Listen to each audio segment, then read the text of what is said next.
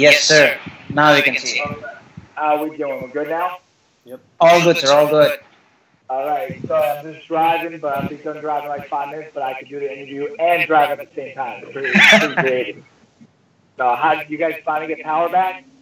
Yes, sir, I did. So I got my power back. What happened? Yeah. So the power went out when we were talking, and it took about 5 hours for the power to come back. So throughout the entire night, there was no power, so I could not get in touch with you once again. Oh, that's horrible. Sorry to hear that. Sorry about that happening. It's horrible. I know the same thing happened in Puerto Rico and the islands and all of that with the hurricane. I didn't realize you guys were getting hit by the hurricane too. So it's not the hurricane, it's more of the tropical monsoon season that happens here in India. Okay. Yeah. So my colleague Parveen Dabas is also joining us today. Hi, Jimmy. How are you? How you doing? Good, good. I'm good. How's everything going? All good. Cool. So, shall we start? We're all good. I'm ready. Let's do it. Great. So, you know, you're on a great run right now, and you know your last 2 fights were great. Also, you've defeated Thomas Almeida and Urijah Faber. Now, do you think the comments that Dominic made today, do you think he's underestimating you, or do you think he's just saying it as a kind of mental game to rile you up? What comments did you make today? What he said yesterday on the MMA Hour? Yeah. Yes. I meant yesterday, yes. The same time over there. Yeah. What he said was telling the truth. Sean said, Sean is the person that is the boss of our weight class. And he told me straight out, he's like, I can't guarantee you that you're going to get a title shot. If you're not going to take this fight, then, you might fight someone else and get a title shot. Because right now I'm on the tear, and I have a 5-0 right now in the UFC, and the only person that's doing better than me is the champ, who's Cody Garbrandt, who's 6-0 right now. So I see why now he took it. And, it was either, it's not the best business move for him, because obviously I'm not one to trash talk. I'm a very humble fighter. My speaking's all done in the cage, and that's where I leave it. You know what I mean? I don't need to disrespect someone outside the cage at all. You know what I mean? I do the trash talking in the cage. But I understand, now why he took it, and it doesn't really bother me at all. It puts me in a great advantage where he has so much to lose, and I can't wait to get in there because I'm a lot hungrier than he is. He says that, he loves fighting this and that, but sometimes, his prize isn't as big as my prize at the end of this tunnel right now. So I'm super excited about it, and it just explains now why he had to fight me. Yeah. Now, moving away from MMA for just a bit, of course, like you mentioned, there has been a hurricane in Puerto Rico, and they are without electricity and water, and you are of Puerto Rican descent. We just wanted to, ask you whether you got family and whether everybody's okay over there or not. Yeah, I have a lot of, extended aunts and uncles and great-grandmothers that live over there. They're okay. We're actually, my wife and I, her company is going to donate a lot of money, so they're going to donate triple times the amount of what we produce. So we're super excited. We actually just started reaching out to our family and other people, basically just sending money to my wife through PayPal, and she's going to donate it to her company, and the company's going to match it and some.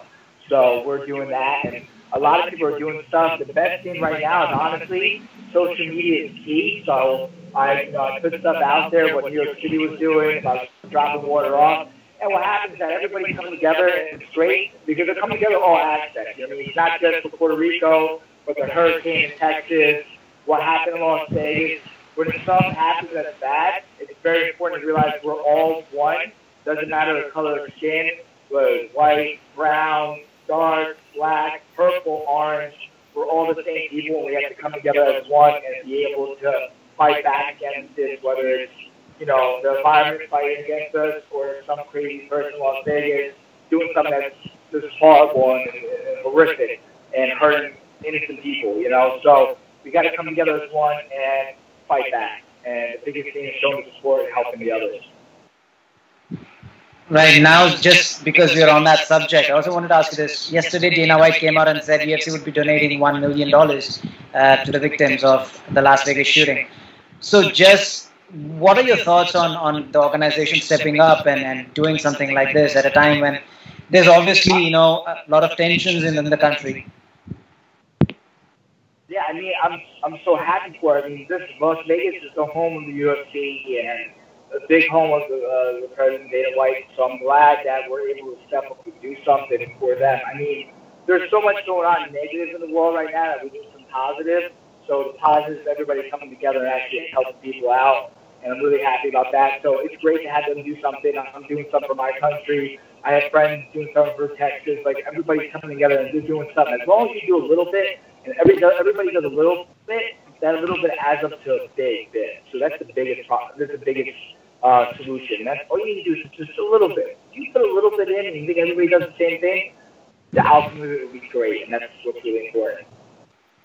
While we're on this subject, I know we're going to get back to the MMA, but while we're on this subject, there is, of course, whenever after this is a tragedy, whenever somebody brings up the gun laws after something like this, either people say let's not politicize the tragedy, or people say yes, this is the right time to bring something up like that to ensure it doesn't happen again.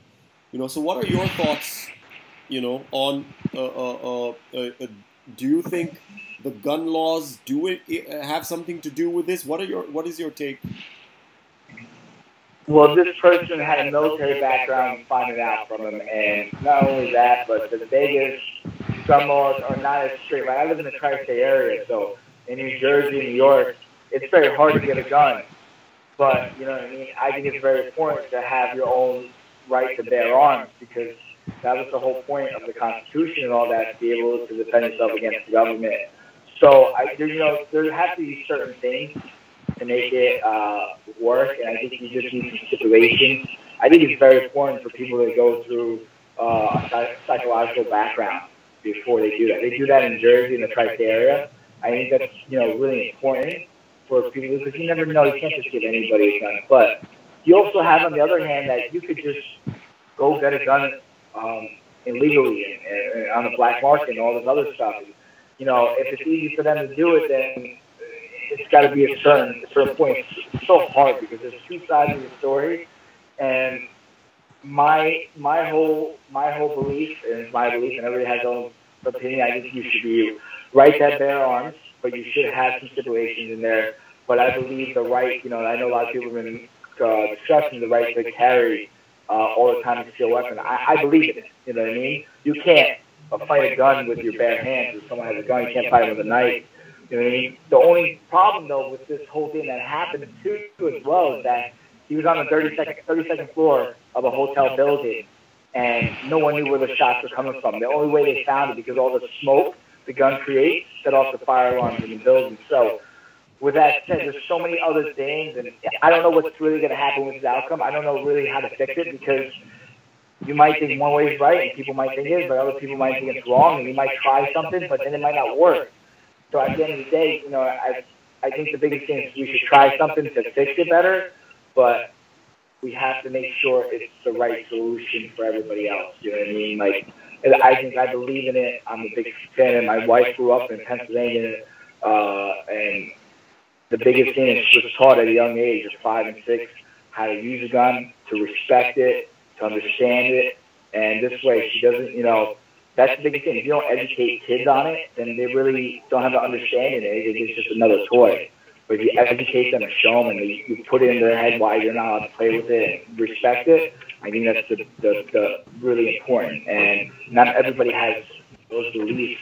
I think education is one of the biggest things and one of the most important things on anything. I tell people all the time, I get people come to my school, and I tell them, listen, it's your first class with me, but it's not for you to make a decision right now. It's for you to try it out, and for me to educate you why we're the best martial arts out there, why we're the best in the business right now, how to show them. So that's my biggest thing.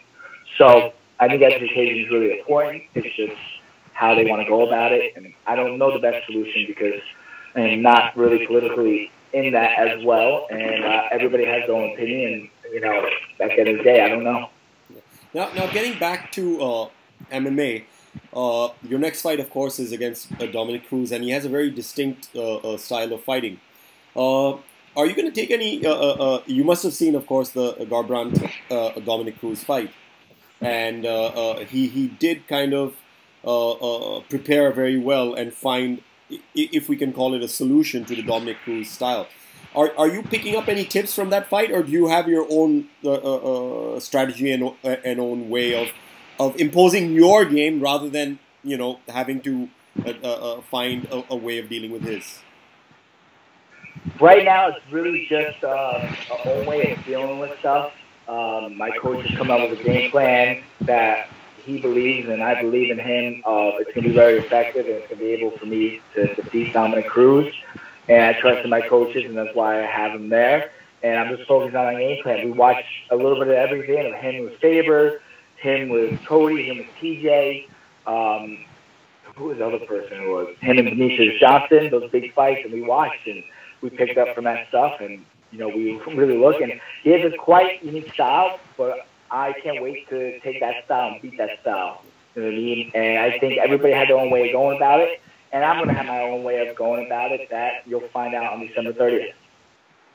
Right. So I also wanted to ask you this. Do you think Dominic Cruz is not the same caliber fighter just because of his injuries? Because against TJ Dillashaw and even against Cody Garbrandt, he was not as sharp as he was. He was not as evasive or as quick as he was before. Do you think those injuries might have compounded in some fashion?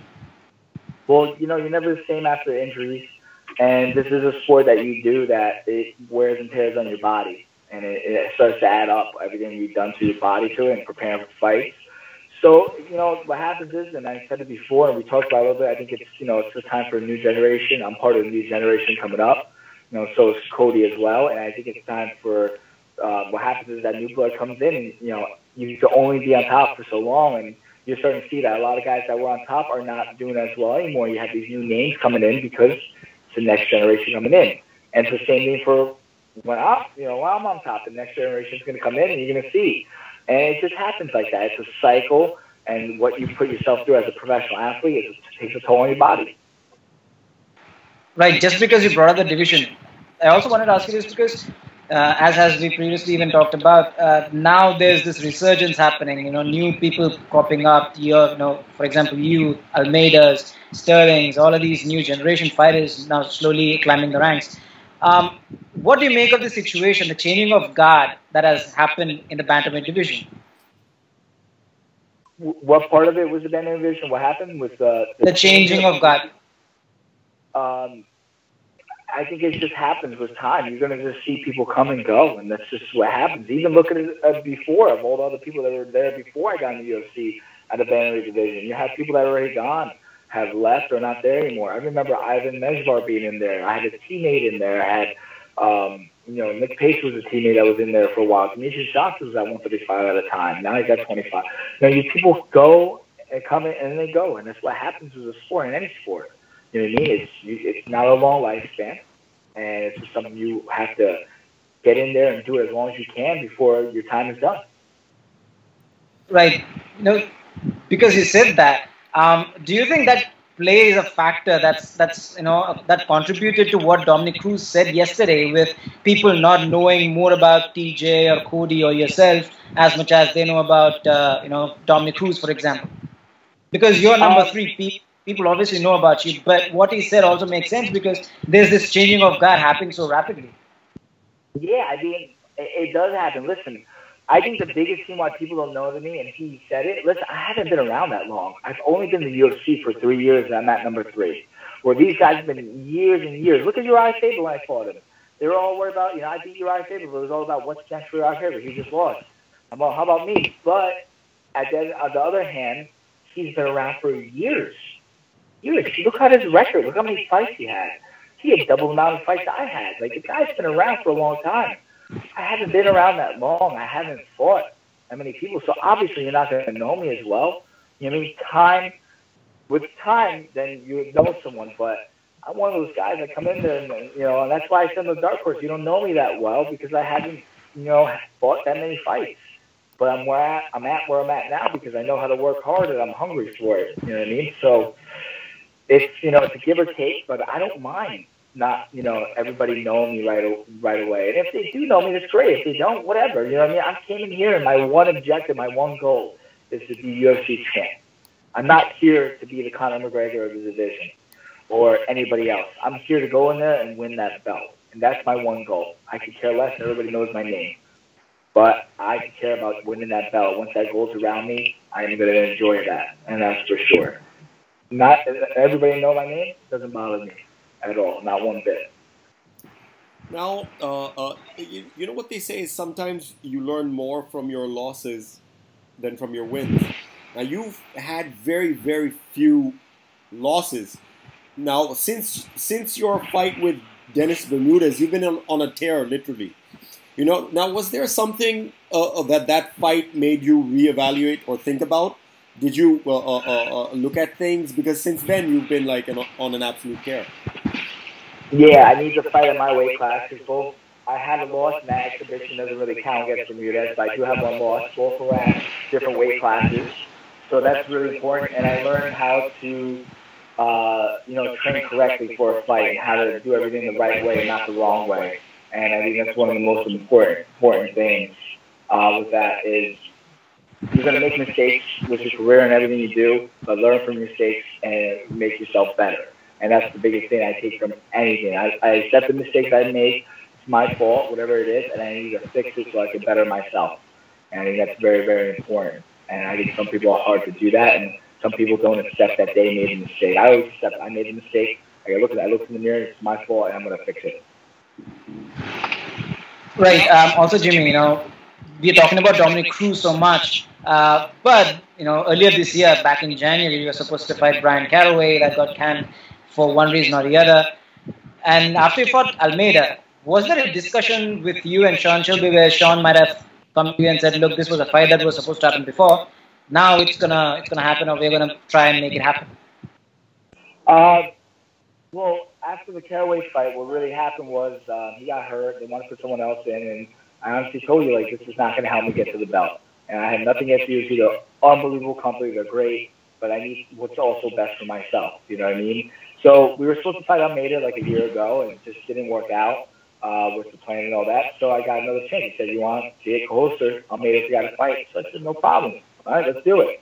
And he ended up agreeing to fight in Long Island, fight Almeida. And I was like, "All right, no problem. Let's do it." You know what I mean? I'm fighting back in the ring, but it's okay. I'm like, you said it's going to help me, and I'm going to do what you said. And I'm going to go in there, I'm going to fight him. And that's it. And I went in there and did what I had to do and got my hand raised at the end of it. Right, but after the fight, did you and Sean Shelby or the UFC brass have any conversation regarding Bryan Caraway? No conversation at all about Bryan Caraway. He was still hurt. Supposedly he's still hurt. God knows when he's coming back. I don't really, listen, we tried to fight the guy like 3 times. Sean asked me on that 3rd time, "Can you fight him, please? I want you to fight him." He was the only person open at the time too. Yeah, fight him. You want to fight him? I'll fight him. Then 2 weeks before he gets hurt, I'm like, you know what? I heard he was at the summit because 2 of my team is ready to break the ass and do all this stuff. I don't really care. It is what it is. But you know what? Guess what? He's going to have to jump in line and wait to fight me for a long time. Now, the last couple of weeks, sports and politics have been mixing in a big way. Whether, if you look at it a couple of days ago, Barcelona played a match in an empty stadium because of the whole Catalan referendum and everything. And also a couple of weeks ago in America, you had the whole NFL kneeling, if you want to call it a controversy or a stand. And of course, there are 2 sides. Again, some people feel it's freedom of expression. Some people feel that you have a right to freedom of expression, but you should not disrespect the national anthem at all. And there are other ways of doing it. So, you would know better. Being in America, it is a very strong bone of contention where some players were even booed in stadiums when they did it even before. So what's your take on, first of all, the incident itself, and also on this mix of sports and politics? Should players be more vocal on stands that they believe in like this, or any other stand that you believe in? Honestly, I was taught never.